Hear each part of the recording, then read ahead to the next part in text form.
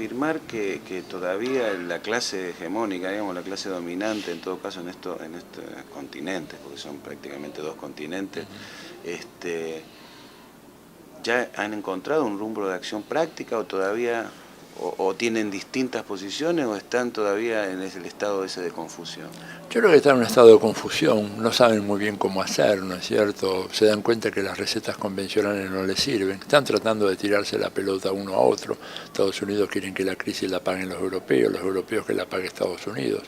Ahora quieren que los chinos paguen la crisis el día de hoy. Acaba de salir, cuando digo hoy, estoy hablando de hoy 12 de octubre, ¿verdad? Acabo de ver una noticia en donde el Senado de los Estados Unidos lanza una especie de intimación al gobierno chino para que devalúe el yuan, lo cual rápidamente provocó la respuesta de los chinos diciéndole que no aceptaban de ninguna manera ninguna recomendación y mucho menos una orden de proceder de tal manera. O sea, creo que hay un momento de confusión muy grande. Creo que esto revela el fracaso del proyecto trilateral, surgido en los años 70 por inspiración de David Rockefeller y el Chase Manhattan Bank, que trató de armonizar las políticas económicas de Europa, Estados Unidos y Japón.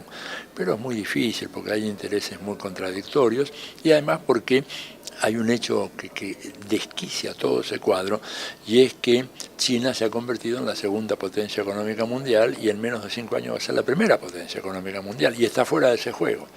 Al estar fuera de ese juego, ¿verdad? El resto de los arreglos que se hagan son arreglos que realmente tienen un aire de inmaterialidad y de insustancialidad, porque en realidad acá lo que importa es cómo va a actuar la primera economía mundial hoy, que en pocos años más va a ser China. Y entonces me parece a mí que ante eso ellos no tienen alternativa. Y las alternativas que algunos les ofrecen son inaceptables, porque significan mayor control público de las economías, significa recortar dramáticamente los márgenes de maniobra de los bancos, de los fondos de inversión.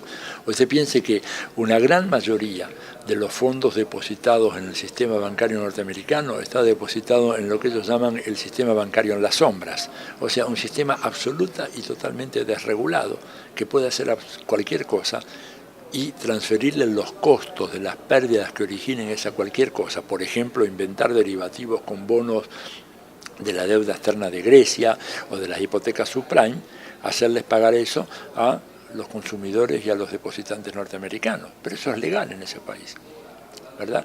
De manera que yo creo que las soluciones que hay implican una redefinición de las relaciones de poder, y las resistencias que hay por parte del imperio y de las clases dominantes son muy fuertes. Ellos no van a ceder fácilmente terreno. De ahí la apelación cada vez más frecuente a políticas de fuerza, a políticas coercitivas, que en el plano internacional, y sobre todo para nosotros, América Latina, eso se traduce en la militarización de la política exterior de los Estados Unidos hacia América Latina.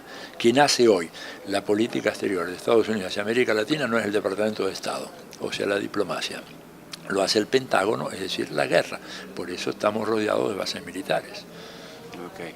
Entonces, a ver, usted cuando compara la crisis, cuando la comparó al principio de esta conversación, comparó con 1873, comparó con la época, el periodo pre-Segunda Guerra Mundial, con la crisis del 29 y demás, le está dando esa importancia, esa dimensión real a la crisis. Bien, esas dos crisis, inclusive la que termina en el 96 de 1800, y la de que termina con la Guerra Mundial, provocaron esos dos grandes eventos, ¿no? O sea, la Primera Guerra Mundial y la Segunda Guerra Mundial.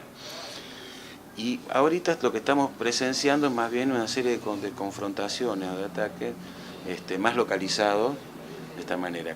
¿Cómo imagina usted el futuro desenvolvimiento de estas situaciones? Es difícil imaginar, ¿no es cierto? Yo creo, ¿por qué? Porque hoy en día pensar en una guerra mundial que enfrente a las grandes potencias imperialistas, como ocurrió con las dos primeras guerras mundiales, salta un poco de los márgenes de lo que uno concibe como imaginable. Pero yo no lo descartaría. Yo creo que, de todas maneras, Estados Unidos está preparándose para una serie de confrontaciones militares en gran escala. El hecho de que ese país, en un plazo de 10 años, haya pasado de controlar algo así como el 25% del presupuesto militar mundial a más de la mitad. O sea que hoy Estados Unidos tiene un presupuesto militar que supera al de todo el resto de los países del planeta combinados. habla muy claramente de que se está preparando para una guerra. La guerra puede no ser exactamente como fue en la Segunda Guerra Mundial, en la Primera, ¿verdad? Pero evidentemente, y esto lo dijo la secretaria de Estado de Clinton, Madeleine Albright, cuando ella observó con una cierta candidez, se preguntó a sí misma diciendo, bueno, si tenemos todo este enorme poderío militar, ¿qué esperamos para utilizarlo? La respuesta es, esperamos el momento oportuno, cuando tengamos un pretexto que torne legítima nuestra pretensión de intervenir militarmente. Y creo que en ese sentido hay dos escenarios que yo imaginaría, un poco respondiendo a la invitación de su pregunta, tal vez un poco temerario lo que voy a decir, pero el primer escenario yo creo que es un curso de conflicto entre los Estados Unidos y las potencias occidentales, que van a estar aliadas como siempre Estados Unidos y China, ¿verdad? Para los chinos esto es un escenario muy probable. Yo estuve en China hace ya unos años, voy a volver a ir el año que viene, pero ya en aquella época, ¿verdad? Hace unos 10 años me decían a mí que ellos preveían una futura confrontación entre ellos y los Estados Unidos. Me decían no porque nosotros queramos, porque no queremos, pero Estados Unidos está dando claras señales de que está dispuesto a frenar el desarrollo económico de China y a no permitir que China sea una potencia de alcance global.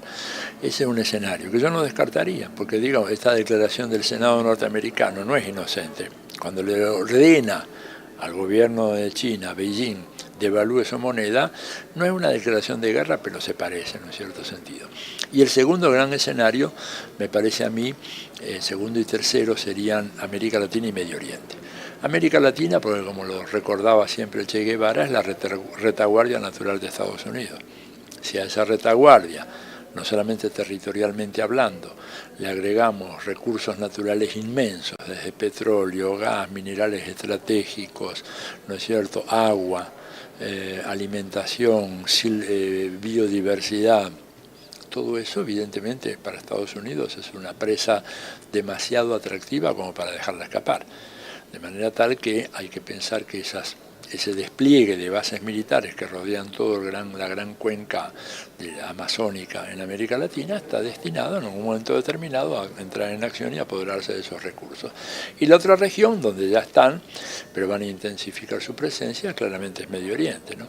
Porque están tambaleando regímenes fundamentales de esa región, ¿verdad? Ya se les cayó Egipto, se les había caído Irán, Arabia Saudita está en problemas, hay enormes conmociones sociales en toda la región, en donde ha habido intervenciones militares directas.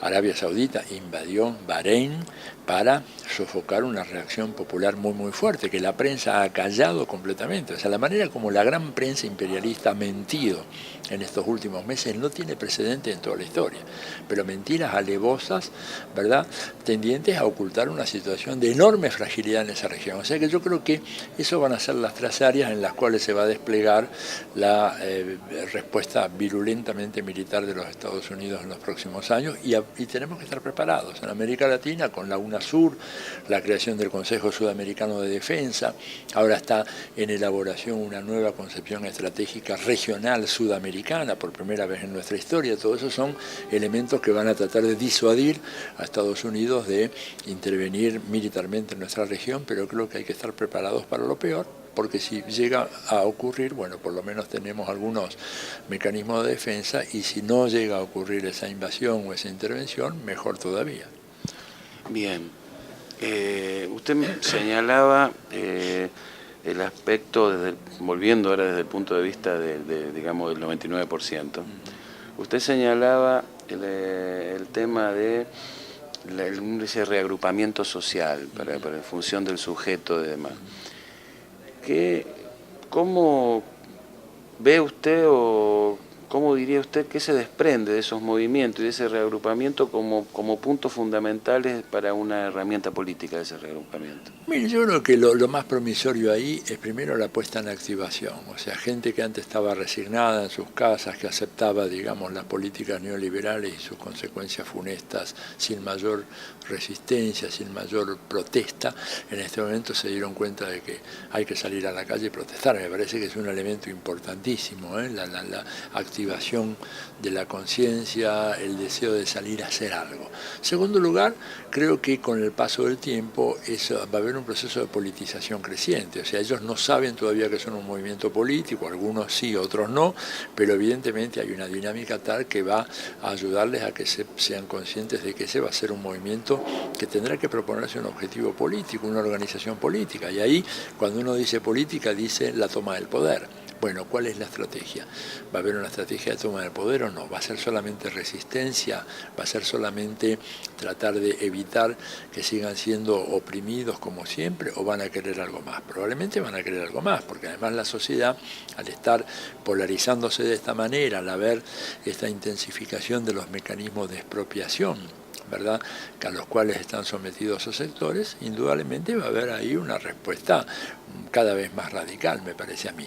Y en tercer lugar, porque creo que están surgiendo nuevos liderazgos, nuevos discursos y nuevos liderazgos sociales y políticos que reemplazan el carácter absolutamente anacrónico, arcaico de los partidos políticos europeos y estadounidenses y de los movimientos sindicales de esos países que quedaron absolutamente superados por el avance de esta crisis y que me parece que nadie esperaba.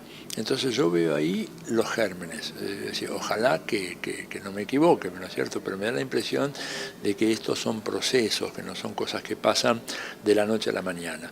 Y siendo procesos, bueno, habrá que ver de qué manera se van desenvolviendo al calor de la crisis. Yo tengo confianza de que al cabo del tiempo vamos a tener una reestructuración de la vida política de esos países y fuerzas políticas mucho más radicales que ante la radicalidad de la situación decidan, bueno, cambiar las cosas y no seguir administrándolas de la manera que ha sido rutinariamente hecho hasta ahora. Bueno, la verdad que muy agradecido por el tiempo que nos ha dado y bueno, si quiere agregar algo más. Sí, aprovecho, digamos, ya que tenemos esto, muchas de estas cuestiones yo las subo a mi blog, ahora mi blog ha sido objeto de un ataque, no sé quién es, así que ahora les quería decir a los que vean que está en www.atilioborón.blogspot, hay que poner .com. La lucha por la independencia continúa.